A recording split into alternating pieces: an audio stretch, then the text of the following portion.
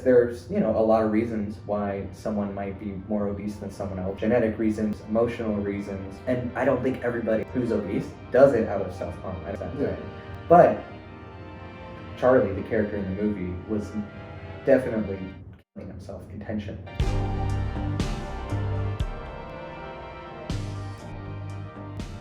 The Whale. So we saw The Whale in theaters. Yeah. Kind of late. Later than I thought I would, for sure. I don't know, man. That was awesome. Really enjoyed it. Mm-hmm. I did feel like it was missing something. Really? Yeah. I think I may have slightly felt that way before, but I definitely can't really put my finger on whatever it is. For me, So, like, also, missing or lacking? Just to... maybe lacking. Mm-hmm. Maybe. Yeah. Sorry, I interrupted you. No, Brendan Fraser's performance. Mm-hmm. I feel like if anyone else played that part, or anyone of lesser caliber, Yeah. the movie just, it wouldn't be anything we're talking about. Yeah, yeah. I really don't. For sure. It's crazy, because I've only seen him in, like, The Mummy. Yeah. You know what I mean? Yeah. Every actor, I think, has a ton of potential, usually, you know what I mean? Especially if you've been doing it for, like, decades. But, like, literally all I've ever seen of him is, like, The Mummy, and those are pretty, like, dorky, you know what I mean? Just, like, action-adventure movies. I think he did, like, Journey to the Center of the Earth or something. Oh, like, yeah. It's always been these, like, dorky movies I've seen him in. But I definitely, every time I go to see a movie, just try and strip away any preconceptions I have about any actors, about any directors. Like, I don't care if they've done comedy for 40 years, and then they set out to do, like, a period epic or whatever. Like, I think everybody has usually, like, good stories in them. So, like, I try to just go completely blank slate. I'm so glad I did, because if I had anything tainting that performance... You're thinking like George of the Jungle or something. Yeah, George, that was the other dorky thing. Oh my gosh. I'm so glad. I don't know. Encino Man. That's like, I'm pretty sure that was like his breakout role. Yeah, he started when he was like, what, 17, 18, like really young. But yeah, I don't know. I don't know. I'm pretty sure I saw the performance for what it was, and what it was amazing. Not to like demote, like all the characters I felt did a really good job. Absolutely, Like yeah. all of the actors portrayed their characters very well. That And gave really good performances. Yeah, I loved that so much about the movie. That even the weakest link was still totally up there. It felt pretty cohesive, like talent-wise. It was pretty much like general baseline of just like, this is pretty good. Yeah. And then there were like a few moments where people were like, oh, this is really good. And then Brendan Fraser, the whole time, was just like mesmerizing. Like, this is amazing. Yeah, and I feel like he had to be, because Absolutely. Charlie's character, sometimes, you wanted him to change, you wanted him to like get better, Mm-hmm. but he also was so set on like not. And so I feel Yeah. like if it was a weaker performance, I would not care for Charlie at all. Interesting. That's just my thoughts. Yeah. I think I get what I you're was saying. like totally siding with I forget the character's name, but his nurse friend. About how she just kept wanting him to go to the hospital. I was like, yes, Uh-huh. you want this relationship with your daughter, go Yeah. to the hospital, Yeah. don't die. Uh-huh. And then, but yeah, so like I kind of went from hating Charlie to being like, no, like he's gonna set things right before he dies. He doesn't see a chance of him even. It'd just be a waste for him to go to the hospital. And I think my thoughts on that, why they kept wavering, was because of the way Brendan Fraser was portraying the character. Interesting. So you're saying you were kind of, was it you were going back and forth throughout the movie, or was it like kind of a decisive shift as far as like you, because it almost feels like viewing the movie through like either externally or internally, right? Either you're siding with the people, like kind of like a third person point of view, like you're there with the other people, you want him to get better, you care for him, you pity him, all these things. And then also either you switch back to this, or maybe it just happened at some point in the movie where you like looked at it through a different lens. I think for me it was decisively half the movie I was like third person, do something, somebody help him, help yourself. And then I don't know how much they intended this to happen, but definitely kind of the second half it switched to where I was just trying to get inside his head and view it through his lens, and it started to, I don't know, it started to feel a lot different. I think they might have intended that. Yeah. I'm not sure. For you though, was it? No, how was it? It was very flip floppy for me. Really? Yeah. That's Like, interesting. Whenever his friend is yelling at him, I was like, and then he'd be by himself and like start crying or like just be like sad. And I was like, interesting. I feel so bad for him. Yeah, that makes a lot of He's going sense. through so much. Yeah. Makes a lot of sense. Like, when he's sitting at his like kitchen bar, and he keeps opening up the drawer and like not knowing if he's gonna take the Three Musketeers or not. Yep. And then like that was, I was like, it's like I was really feeling him. Yeah. Okay. Wow. Yeah. Oh my gosh. Where I feel like the film, where I wanted more from the film. Yeah. That I could have sat through another 30 minutes, if not more, of that movie. Yeah. To get this. And I feel like when you're doing an adaptation, because it is, it's adapted from a film. I mean, from a play. From a play. And from what I've read and what I've seen clips of the play online, they didn't add too much to the movie. And I feel like Interesting. usually, like if the play is really long, or like a musical, you have to cut stuff. Yeah. But also, if you're doing an adaptation, I feel like it's weak to do just a complete telling of the story as it was originally done.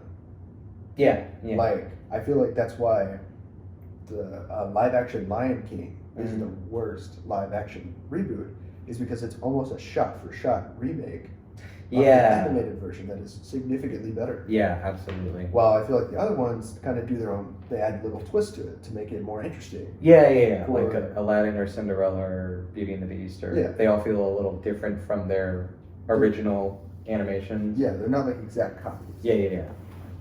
And so, what I wish the film did more is brought it more present by diving deeper into the issues. Because I feel like it's a story of a lot of,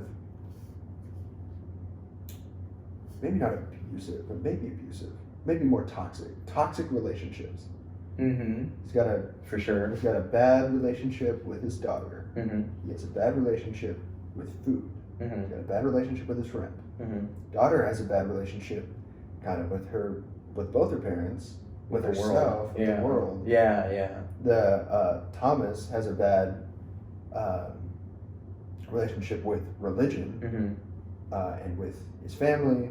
I just feel like we made that more, or we dove into those more.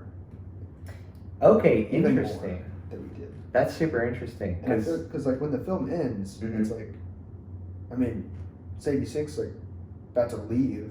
Yeah. And it's like, well, I'm about to die. So please read me your wonderful essay that I love. Spoilers, by the way. Oh yeah, spoilers. This whole I'll say this that. whole time. Way before. I meant to. Yeah. I thought about that. And let me please read it for me. And then she's like, okay. And then that's when he dies. And I just feel like maybe I wanted to see their relationship get a little better before that. And why I tore up during when she's making him a sandwich, because I thought we were getting there. I was like, awesome. Their relationship's improving. We're gonna see some more. But then of course she just drugs him. Yeah. And then they fight like the next time they talk to each other again. Yeah. And I understand that's not like what I wanted's not realistic. But I think you tapped into something pretty interesting there with like as far as your expectations, because I think like Because at what point in the movie was that? That was kind of like halfway, a little more than halfway. Yeah. It was like around there, right? I think that's pretty normal in most movies that are kind of just, typical movie story format where, like the typical, if this story had been told and it was like not a play originally and it was just like, I don't know, a more typical whatever movie, around that point, there probably would have been some change. Yeah. And the other half of the movie probably would have been like, had some more really, down moments, but it probably would have eventually ended with him overcoming everything. You know what I mean? Yeah. But because of the format the movie goes in with days, where it's Yeah. Monday, I knew he was going to die. I knew he was not going to live.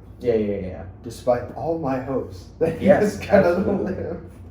I was like, they wouldn't be counting down the days if he wasn't going to die. Yeah, exactly. Man, this happened in like, what, a week? Less than a week? Yeah, it's like 5 days. I think that he dies on Friday. Wow. I had a thought. Where'd it go? Oh! Now it's gone again. There's something that I really hate but also really love about the movie. It has to do with what you were just talking about. It was like about the realism. Oh, that's it. What is it? The movie is so stagnant. From Monday to Friday, what really happens? Does anything really change? Not really. And that frustrates me because we want his relationship with his daughter to get better. Yeah. But after he's dead, I mean, there's one line she says, I forget what it is, but it does kind of hint that she does want him to live. Yeah, for But sure. she's also, I mean, she's literally crying at the end, Yeah. calling him daddy as opposed to whatever his name is or Yeah. whatever she did call him. but like, but the fact that the movie's so stagnant that there's no real change until the last 5 minutes of the movie, Yeah. where she is starting to listen to him. Mm-hmm. Like, I think that represents Charlie's life ever since his boyfriend died. So well. Yeah. Nothing's really. He just got stagnant, Yeah. and we're just uncomfortably watching him. That is such. I think that is such. I think that is such a great observation that I didn't even realize at all until you said it. As far as like how stagnant it is, and how the movie feels that way, and part of like what gives us so much tension by the end of it is probably that, like, as far as like, typical story format goes, it's really hard to follow. It's basically just almost more of a descent, because the story when you say it on paper, you can see the hero's journey, you can see the the arc on paper, right? So on paper there's this morbidly obese guy. He's slowly killing himself because something terrible happened in his life before he left his family, and before he dies, he knows he's gonna die. He wants to rekindle and make things right with them. What happens? I don't know. You can already start, just because we've been seeing stories all our life, you can kind of see like an arc there. Yeah. But literally the movie, it's basically like that description on paper, and then the whole time. Yeah. And then dies. Yeah. That is so awkward to sit so through. awkward. It's so awkward, so much tension, because it's like almost like as things are happening and they keep happening over and over again, you're like, okay, this is just happening again. This is frustrating me. When is this going to happen? When is she going to be this way? When is he going to be this way? When is this realization going to be made? Nope. Yeah. It never happens.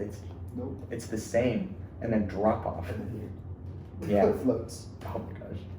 I actually like that a lot. I didn't know if I was going to say that. Did I tell you how freaking funny that was? No. Oh my gosh. Dude, okay.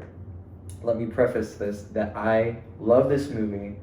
Performances were amazing. Ditto.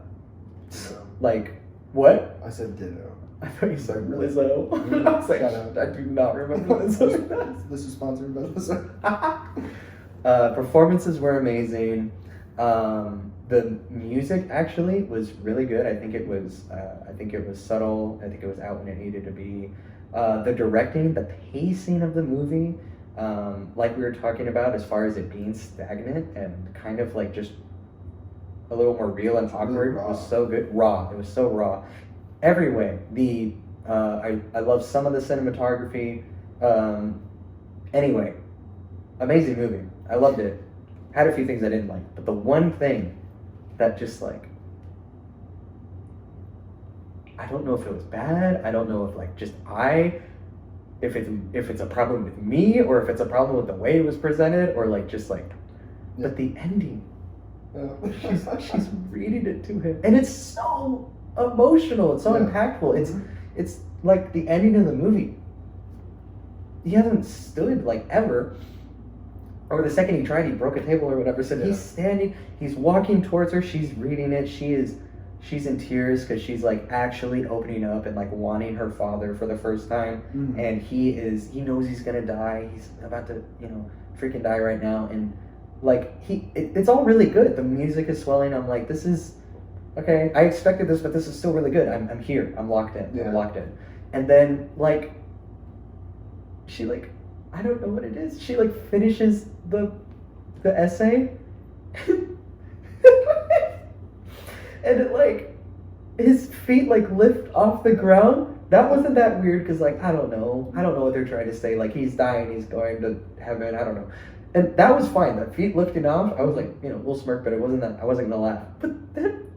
But then it shows his face, and like the music just like swells to the top, and it like whip pans up to Yeah, the he's sky, like- and yeah. he looks up, Yeah. and he goes.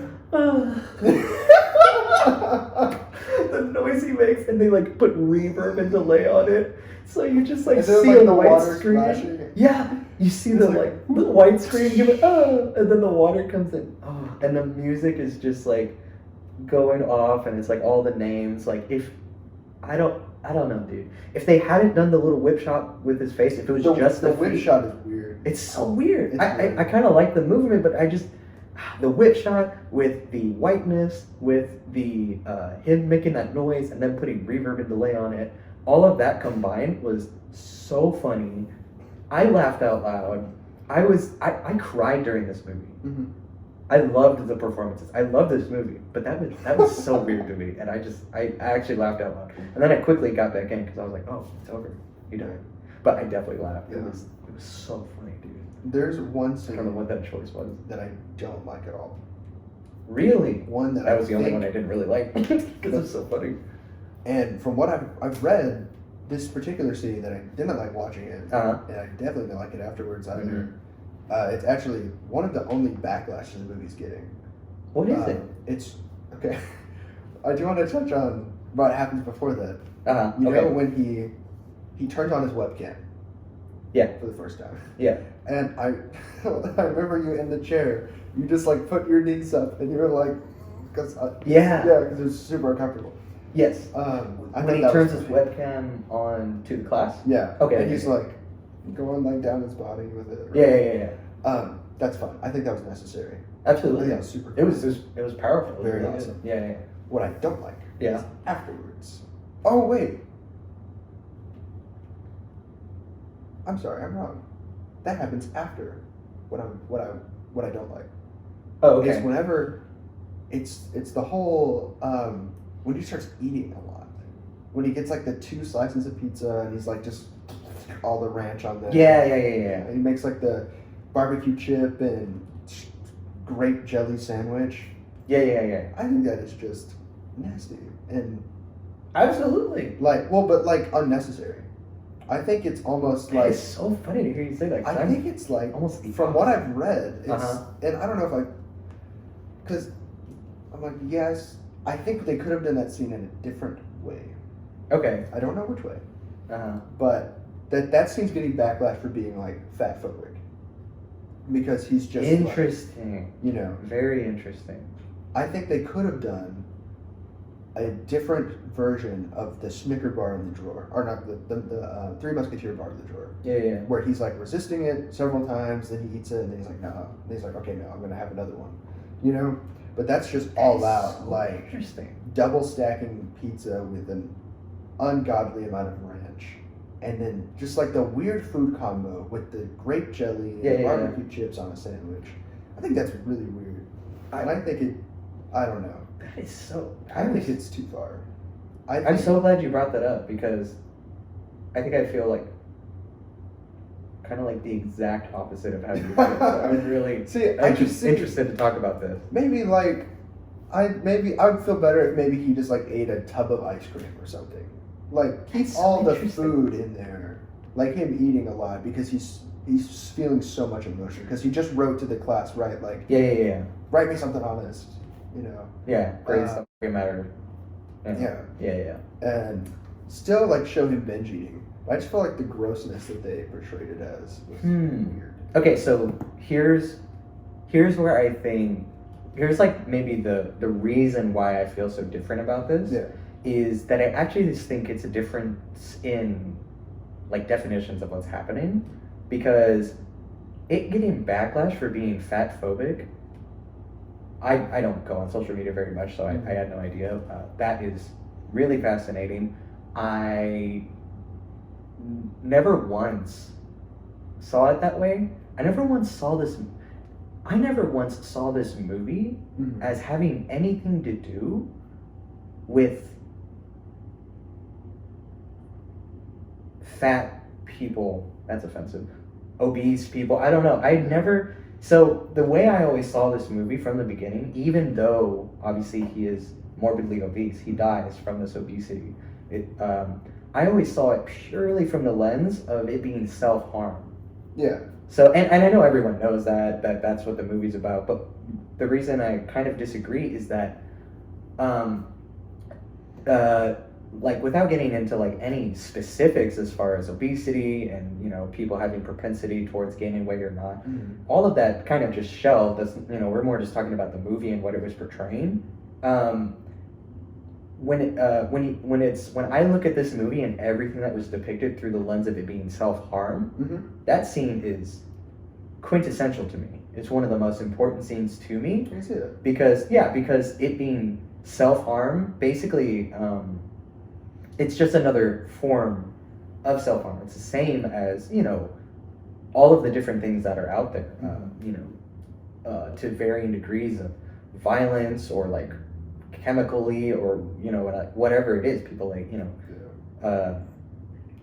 anyway. It shows like he didn't get this way just by eating a lot. Yeah, he didn't get this way by eating a lot because he loves food. Like, I don't see it as fat phobic whatsoever.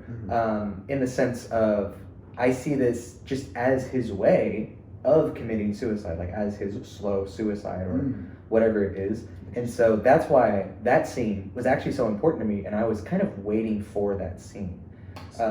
The grotesqueness of the different foods and the fact that food is just his knife, food is his gun or whatever. And so, actually, I don't know. It doesn't seem fat phobic to me whatsoever because obviously I'm not trying to speak for anybody who did see it that way. Yeah. I'm just saying that the way I saw it was that scene had everything to do with his self-harm and his suicide and his just his rock bottom, and nothing to do with people who are fat. Okay. If that makes sense. Yeah. That was my view of it, and like, you know, that's why I actually love that scene. Yeah. Because actually, I think that's why I love that scene, because I think without that scene, it'd be even easier to see the movie as potentially being all about somebody who's fat. But putting in that scene, I actually feel gave it more of a distinction between someone being obese and someone being obese through, you know, because of self-harm. There's, you know, because there's, you know, a lot of reasons why someone might be more obese than someone else. There's genetic reasons, there's emotional reasons. And I don't think everybody who's obese does it out of self-harm. I don't think everyone is that way. But Charlie, the character in the movie, was definitely killing himself intentionally. And so I feel like putting in that scene and that like food is just his way to die is not, it's not like he's fat because he's just like, you know. He just doesn't have portion control. Exactly. Yeah. It's intentionally trying to kill himself through eating too much food. So See, I have not read that or watched that anywhere. I think that is the stance to take, though. What you just read or watched what anywhere? Like, that just it's a suicide. oh, really? Yeah. That's really interesting to hear because from the teaser, Yeah. I saw that happen. That's what I thought was going to happen. Hmm. And it Yeah, could I just, like that a lot. yeah. Now I like that scene. Really? Yeah. Yeah. Yeah, you brought that to light. Yeah. I guess from that scene or from that point of view, that's actually why I love the scene. It's one of the most important scenes in the whole movie to me. Hmm. You know what I mean? Interesting. Distinguishing it from someone being obese and actually someone killing themselves. Cool. So now I see it as like grotesque in a different way. Yeah, Not it was visually. obviously intentionally grotesque. Yeah. I was cringing. Yeah, watching because I it. was just like, why are they showing it like this? I was like, this gotcha. is just a weird way to portray how he's Gotcha. eating a lot. Gotcha. You know what I mean? Yeah, because if absolutely, But if seeing I it didn't as have that as lens, a knife or like as a gun, what you said. absolutely, if I didn't have that lens of seeing it as suicide or seeing it as self-harm, I would feel deeply uncomfortable as far as like what are they trying to say about Yeah. people who are obese. Yeah. But I don't think Because that's how I was taking it. I was like, did they exactly. are they just saying that like people who struggle with this illness, like this is just Oh what my they gosh! do? Yeah. No, I never saw it that way for a second. I definitely, Interesting. the whole time saw it. And I can't Suicide imagine and they, self-harm. they intentionally wrote it the way I originally saw it. Exactly. Yeah. Sure, unless like the writer's like very passionate about it. Mm-hmm. So, and the guy who wrote the play Mhm. wrote the screenplay, right? Oh, really? He wrote Yeah. the screenplay as well? Yeah, which is also interesting that he didn't want to change anything. Yeah. I feel like if I were to look back on a work that I made 10 years ago, Mhm. I'd want to make some tweaks. I'd want to modernize them a little bit. Yeah. Bring some like, and That- you know, like that's what like art pieces that come out like that. They want to speak towards something that's happening now. Mm-hmm. So I'm surprised there weren't more like I don't know topical things are happening. Interesting. Yeah. It feels timeless, which is good, which I think is a strength. Except Yeah. for Mm. what there's them actually saying it takes place in 2016, Mm-hmm. and then there's like at one point on the TV there's the like Trump's on the TV or something. Oh, really? Yeah. Yeah. He was. Yeah. It's one of the I remember that. where all the Republicans are competing for who's going to be the candidate. Yeah. Primary. It's primary. Primary. Okay. Yeah. But yeah, aside from that, It definitely- it feels yeah. like it could take place Exactly. at any time. Yeah. I have a propensity to go towards movies that feel more timeless Mm-hmm. in that way. Kind of like don't rely too much on topical or pop culture kind of like Yeah. insertions or whatever. As far as like if it's just about the story, but if it's like a blockbuster or like anthology like Star Wars or Marvel, like it totally makes sense, and I actually enjoy a lot of the insertions of topics and pop culture and whatnot. But for this movie, it was about this guy. Yeah. You know what I mean? And like this guy could have happened at any point in history, kind of thing. Do you feel like we've talked about the whale enough? Yeah, Like, around what you there. The only thing I wanted to get in there was to kind of like piggyback off of it feeling kind of like less topical and less pop culture-y Mm-hmm. is the fact that it was a play before, and the fact that it was the same writer kind of adapted it with a screenplay. That was one of the only things other than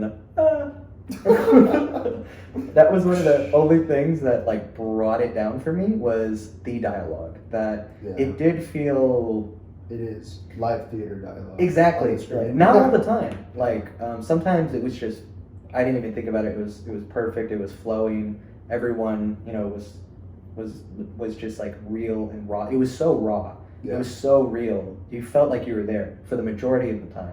But one of the only things that ever took me out of it was when it started to feel, when people started saying things that felt like a line from a play, that Yeah. felt like a quotable. You know what I mean? Yeah. Because there were some parts where like the daughter, the missionary, I think it was mostly their dialogue. Oh, and his friend. Like, all of them three, at one point or another, kind of had a line that just felt way too succinct and concise and, like, just, like, perfectly encapsulating the scene, where people don't really talk like that. Exactly. People kind of ramble. It takes, you know, what they said in one sentence, people, like, will say, but it takes, like, 3 sentences, some ramblings, some, this is what it means, you know, like, typical language. And that was throughout the film in really important parts to make it feel so real and raw, but, like, there were a few parts where it just felt like kind of, I'm gonna say this line and it's said, and we're supposed to be like, whoa, that's a good line. But, like, that takes you out of how raw it is. For sure. What? Thomas was, like, my least favorite character. Yeah. My least favorite as well. He was, I don't want to say he was important to the story, because he was. You don't want to say he wasn't important to the story, or No, I don't want to say he was. No, I almost just said that, but, like, he was. I don't know. As far as his acting and everything, he was fine. Yeah, the actor's good. It's like, Yeah. the way the character's written on. Exactly, and the lines were, his was probably the worst as far as, like, it being like a play, but, like, even the at scene where he, him, like, smokes pot. It's just like, yeah. can I smoke some pot? Could I smoke some Or pot? whatever. He's like- That kind of work, because he's like a Mormon or whatever now, whatever they are. But, like, I think in the original play he is portrayed more as a Mormon. really, that's And then fascinating. Versus the movie, Hmm. he's. Did they come up just with like a dude nondescript? slave. Yeah, they came up with, they, like, made something up Yeah. for, Yeah, probably very intentionally. I Yeah. think so. To, like, Because I was watching clips Have a from the movie. play, and, like, he has, like, like his name tag on. yes. Yeah. And so, yeah, I'm pretty confident he's supposed to be Mormon in the play. Oh, okay, gotcha. Yeah, but that was one of the only things that brought it down for me.